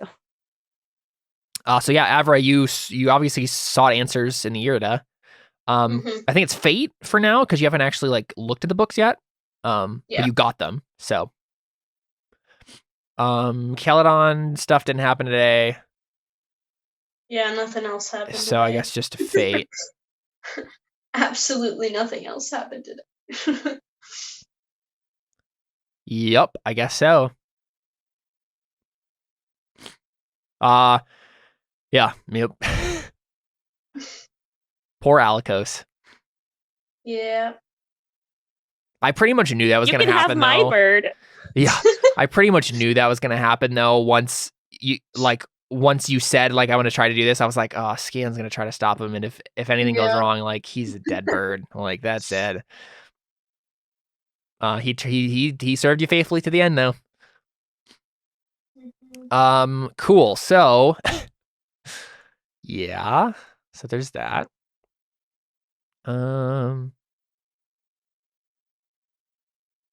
I feel like Ophelia got fate and stuff, but I don't know what her beliefs are right now. So okay. Extra Arthur stuff. Humor. Fate point is earned if a player can stop the table dead with humor while in character. Anyone do that? I don't think so. I think we were all just laughing to avoid crying. Yeah, right. It was very much like I was gonna say I would say Cyrillus just for the sheer like absurdity of the situation that he caused. Yeah. But it was more like laughing to shield the horror of the match. Yeah, exactly. I think he's gonna probably get embodiment for that instead of humor. Yeah. Avra, right skill, right time for the heraldry stuff. Honestly, I think it ended up being way more interesting that you failed all of that. And like, because obviously I like came up with that at the last second so that you would have another way to like succeed. But I think it ended up making it all more interesting anyway. So yeah, fate point for that. We got to talk about persona versus deeds here because I think some people earned some deeds points this time. Deeds Artha points are rare and reserved solely for accomplishing goals larger than a character's personal agenda. To qualify for this reward, you must do something that benefits more than just the character and do it for reasons other than personal gain. So let's consider what happened. If Cyrillus had actually killed Ophelia, he would have gotten a deeds point. Okay. Right? I don't think he did, but he was there. He could have. Because taking control of Sinia literally just to watch the world burn when you were gonna die at the end of that anyway, that's a deeds point. 100%, right? But you failed. So you didn't actually get the deeds point, sadly. I will give you embodiment though, right? When a player captures the mood of the table perfectly and further drives the story onward, 1 persona point is awarded. I honestly feel like 2 persona points for that. Because like one for the entire like I feed everyone flesh and they all get diseased and mad was just so crazy. But then also the Cyrillus just decides to kill Ophelia. I think is definitely, or maybe in Moldbreaker, I think actually is what that was. So yeah, 2 persona points, I think either way. Okay. As for Maya, I think embodiment for the go to the priests. I really liked the like chuck the ring at them moment, and that whole thing was pretty cool. I thought that was pretty cool. And then Avra, I think I don't know.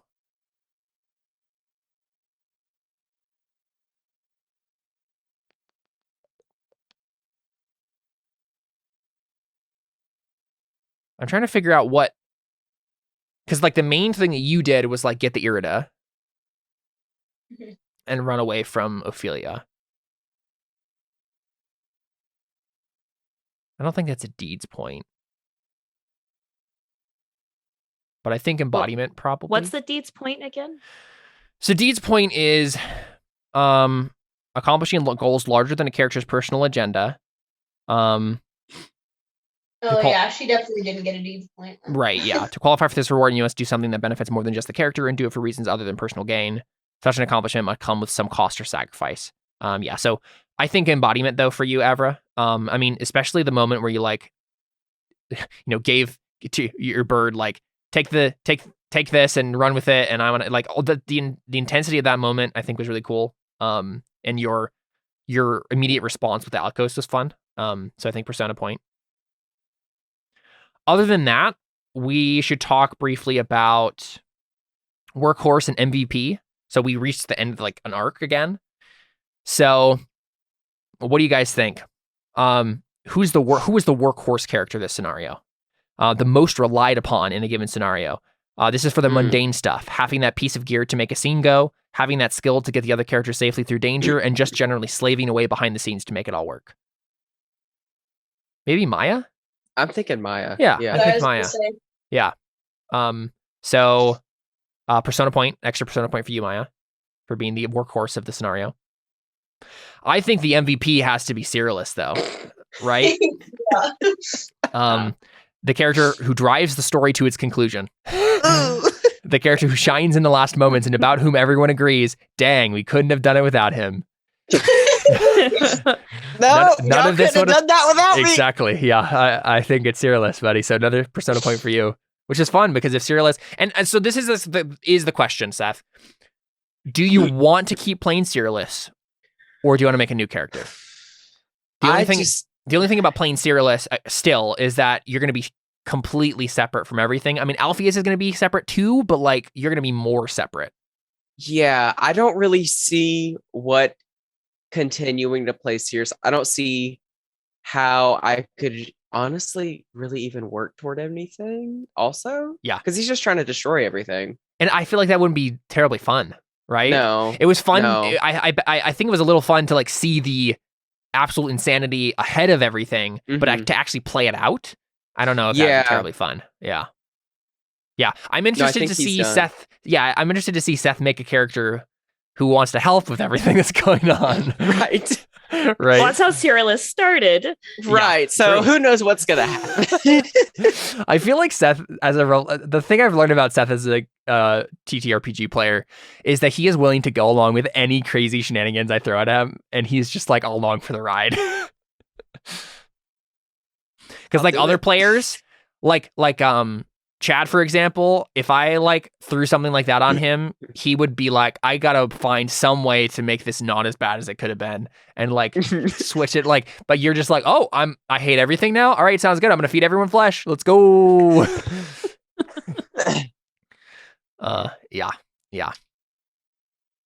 Other than that, let's do the other tests here.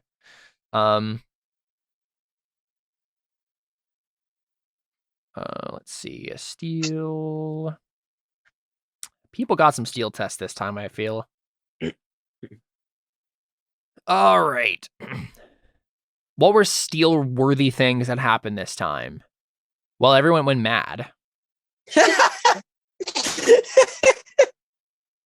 Yeah, witnessing or being a party to spirit activity, I feel, is what that is. So everyone who ate the flesh got an OB 5 steel test. So Avra, that's challenging for you, but you didn't need a challenging. Yeah, I think everyone who would have gotten it didn't really need it, but yeah. No, yeah, difficult for Gavril. And challenging for Malakath. Okay. Sounds good.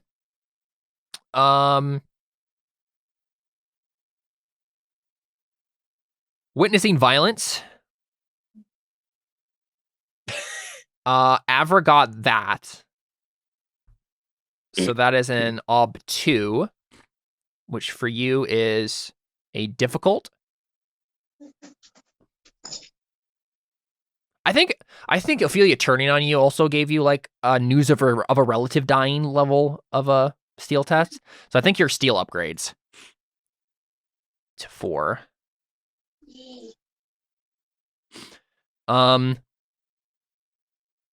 Witnessing real bloodshed and gore. Well, no. So Cyrillus got fighting a duel to the death. Well, no. That's what Ophelia got, because she actually won the duel. So that's a difficult for her, which she doesn't need. But being mortally wounded and surviving is an ob 6 test, which Cyrillus got. Which means that's a difficult for you. Other than that,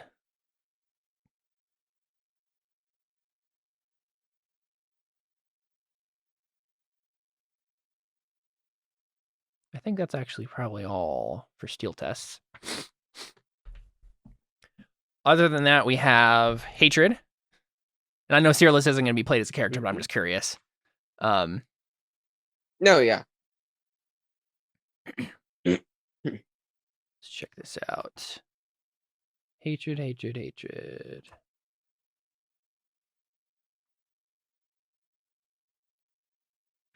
Orcs, here we go. Hatred.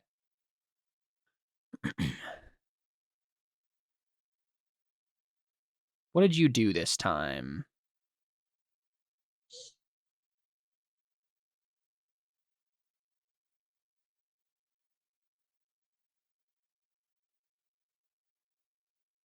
I think feeding people flesh is probably a...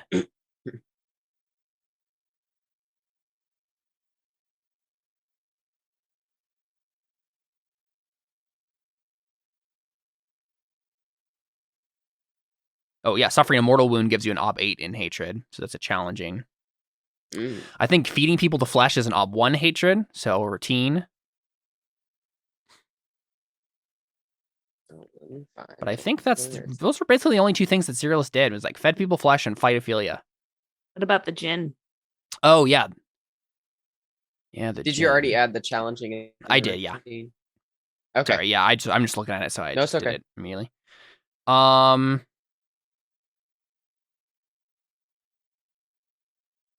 Yeah, I feel like having your possessions stolen is basically that level. Mm-hmm. So that's a difficult. If you want to mark out.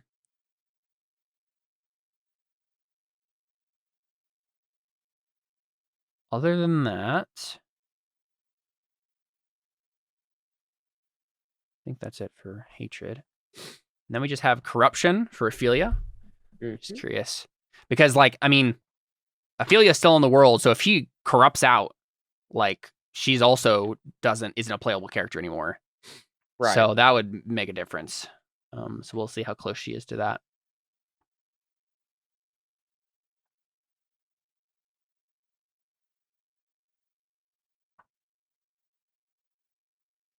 Where is it? Here we go, corruption. She didn't lie. She did the equivalent of casting a spell.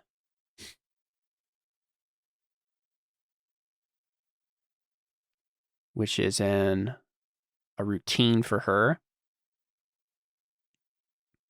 She murdered several people, but she also just tried to cause harm. Mm-hmm. So challenging. But she also was like she like got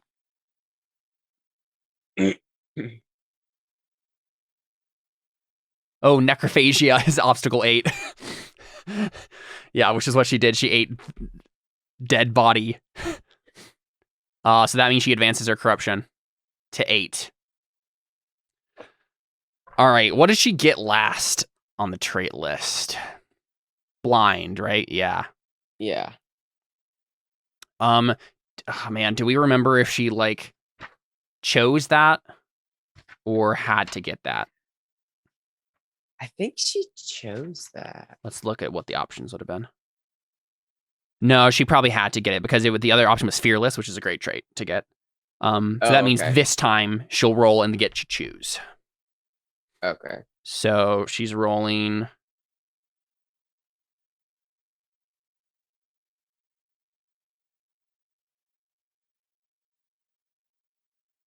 D6 plus her corruption. Oh man, she could get a crazy trait, guys. Oops. /R D6 plus 8. 12. All right, she has the choice between fur and spines. Oh my gosh. What? So let's take a look at those traits. Oh my God. I don't feel like fur makes any sense. No. A fine, soft fur coat covers the skin. That's literally all it says. Spines. He's probably going to get spines, let's be real. Certain hairs on this creature have developed into nettling spines. They are sharp to the touch and can lodge themselves in the flesh of the unwary, causing great discomfort. Any creature that grabs, touches, or otherwise comes into bodily contact with the spine creature suffers a +1 ob to all tests as the spines lodge in its flesh. Armor does not protect against this trait. A character must be covered from head to toe, including eyes and mouth, to be protected. Okay, so that's like armor. Spines can be plucked out with that's actually like a good trait that she can use against people. Mm-hmm. So yeah, I guess like her hair, I think, goes from being like long, luxurious. No, you know what? That's weird. I think instead she grows like long spines on her like elbows and her like on her neck. Like I think it's like it's not everywhere or like all of her hair. It's like various places around her body. She just like develops these like poison spines or whatever they are. So yeah, she's horrific to look upon.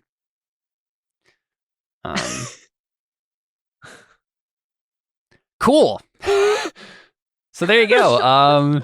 That's Death Under Madness, guys. I have to tell chat all of this now. We broke the game. Oh, you're welcome.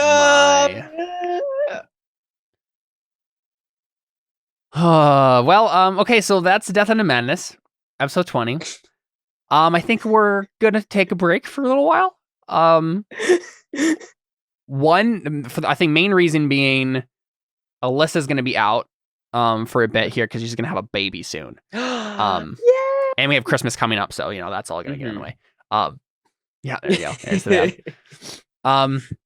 So yeah, we'll go ahead and take a break from Death and Madness until probably the new year sometime. And in the meantime, I'll think about what could possibly be the next thing for Death and Madness. And we'll talk about like new characters, new situations, or whatever we want that to look like. This will probably free Maria from having to. I mean, she can basically just bow out entirely at this point because, Ophelia is off in a different place doing stuff. And she'll be in the background. I guess I got to come up with what's going on in set case and all that stuff. But anyway, this has been Death and Madness. It's the end of like the proverbial season 2. And we'll see what's next in store for Death and Madness next year. See you guys. Thanks for playing. We're out. Adios.